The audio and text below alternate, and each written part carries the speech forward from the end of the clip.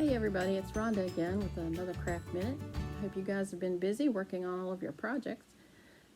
Before I show you what I have new for you today, I want to just show a little progress on some of the things I started last time. As you remember, we started making a rug out of those old sheets you had laying around. And we had gotten just the center part done. So I haven't gotten very far. I didn't get as far on this one as I had hoped. But I did get two more of the 9-patch pieces done. So when I lay these out to bring them together, I'm going to make sure that my patterns alternate.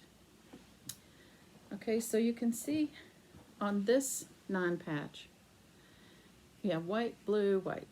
Okay. Now I don't want another one that looks exactly like this because I want the alternating colors. So I have to find the one that I did that has blue, white, blue. And that one will go here after I put the edging material on it, and it will continue that 9-patch quilt pattern. And this is a craft that was shared with us by another one of our wonderful fiber art ladies. Linda, thank you. Totally hooked on this one too. And you're going to take those same strips that you tore for your rugs, and you're going to need a couple more things. Now, this is not a crochet hook that I had ever seen before. This end looks perfectly normal, but this end has an eye so that you can thread yarn or string through. And it's called a locker hook, L-O-C-K-E-R-H-O-O-K, locker hook. And this craft is called locker hooking.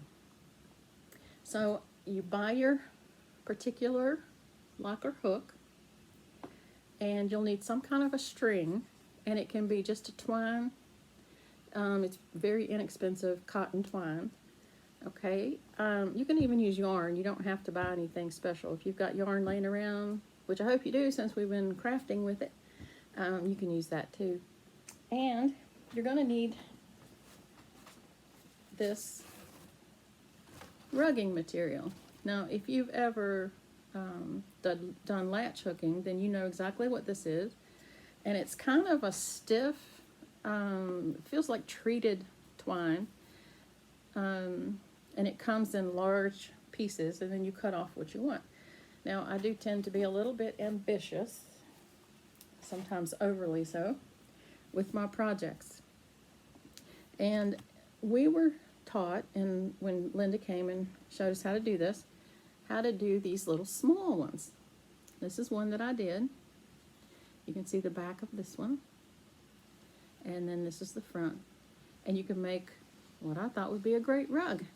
Again, I love texture, and you can see the little bumps, and you don't have to make it perfect. To me, the more bumps and unevenness, the prettier it is. Now, you can do any pattern whatsoever.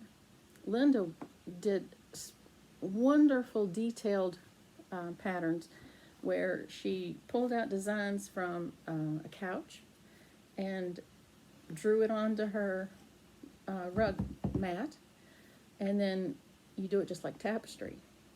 I tend to do things a little quicker, and like I said, I'm a little bit too ambitious sometimes. So I thought, let's just make a big rug. And I love the quilt patterns, as you know. So I want to do a log cabin pattern on my rug. And you can take markers. I'm going to try to pull the camera up closer so you can see this. But I have to think ahead of time how I want my rows to go so that I get my log cabin pattern on here. But today I'm just going to show you how to start with a small one, okay? The very first thing you have to do is wrap the edges. So I cut out a square from the rugging material, the backing material. And I left this here just so it would be a nice pattern for me to go by. It doesn't have to be this even because you're not going to see this. So, but on the edge, you're going to take your quilt strips, your strips of material. I love quilts. And you're going to wrap them, if you can see this. And to do this, I've already got string on here, so just ignore that because you don't need the string right now. But I'm going to put my hook through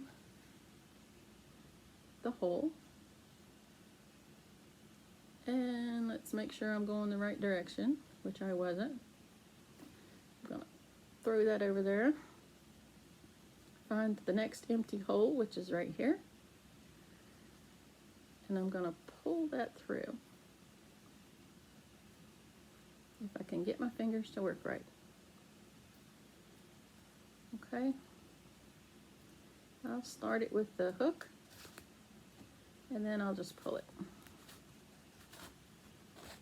You can see that I'm pulling it around the edge. Now I will tell you from experience that when you cut your edges, you can see the little knobs sticking up. If you cut it too short, you should leave yourself plenty of this little extra room, because this is just woven together. It's not stuck. It's not formed together. So this will just pull off. There are a couple places on my edge where it's really loose. This is one of them. So I'm going to have to end up going back at the end with a needle and thread and fix that. So this is one of those very forgiving crafts. You can't hardly do anything wrong. You're just going to keep winding this around until we get the ends, the edge covered up. Find my next hole and pull it through.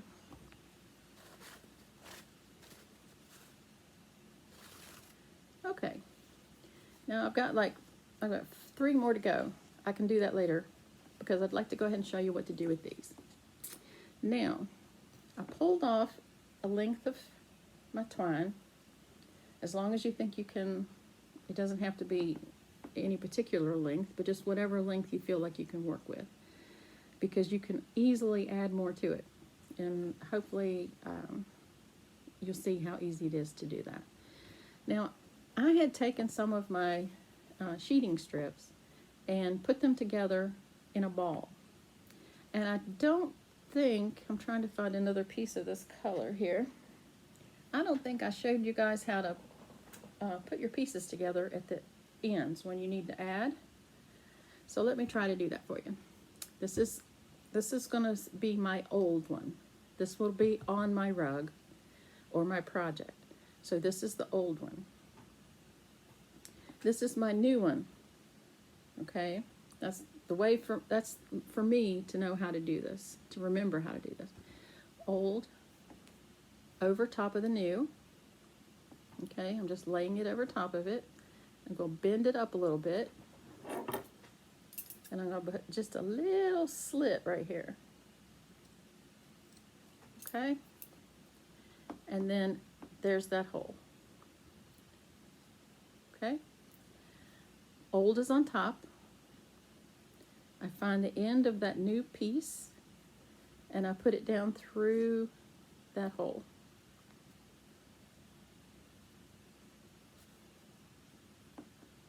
I cut my slit long and big enough that I can get it through there. If not, go back and cut it bigger.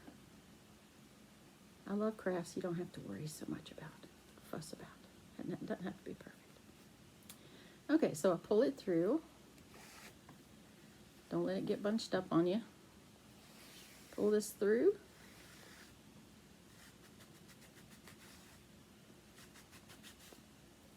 And then at the end, just give it a little tug, and they're together. Then I did a whole bunch of these, this color, and then I just wound it up like a yarn ball, and it makes it really easy to work with. Now, I'm going to take the end of that new piece we just added onto it. This craft goes so fast, it's just amazing. All right, so I'm going to do this. I think I'm going to do, there's one of those little tabs we have hanging around. Let me do it this way so you don't see that tab. I think I'm going to go ahead and do green just in this little square, just to make it a little bit different. Okay, decide where your top and your bottom is. When you do your edges, sometimes you can think one side looks a little better than the other one, but for the most part it doesn't matter, and these are equal, so it doesn't matter.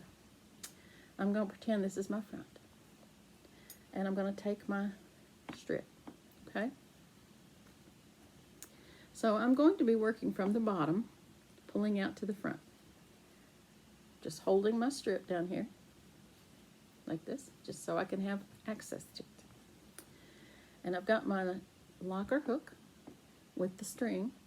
Now I go ahead and put a little tie right here, just so I don't have to worry about when you're sewing and you're just using one thread, how it sometimes pulls off of your needle, and that's frustrating to me. So I went ahead and put a little knot on there, and it's just a real loose knot, so I can easily take it off. So get as close as I can so you can see this. I put my hook down in that one square, and I find my strip of material. You will not have as much difficulty as I am. I'm trying to do it so you can see it. And, well, I lost it. I'm going to pull it up through here. And yes, you do have to twist it and pull it up. Make sure you leave your tab down here. We come back and take care of those tabs at the end. So now I've got this little loop of material here. Don't lose your tab. Trying to show you that it's the loop. You see how it's pulling? Okay, so I got the loop. Well, I don't want that big a loop. Now, take my locker hook and I put it through there. And I go to the next hole and I pull up a loop. Go to my next hole and I'll pull up a loop. Love this. Go to the next hole, pull up a loop. Next hole, pull up a loop. And you can do it as far as you want to on your needle, your crochet hook. Go down, pull up a loop.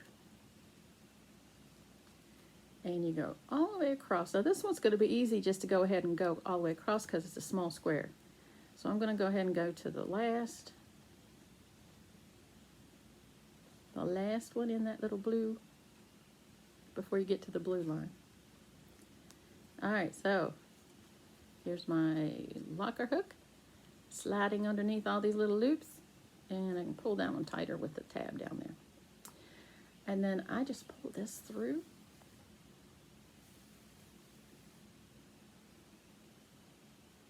And I want to leave this string hanging out, and if you want to, you can pull it down underneath. So all your tabs are out of your reach. But we will end up taking care of that too at the end.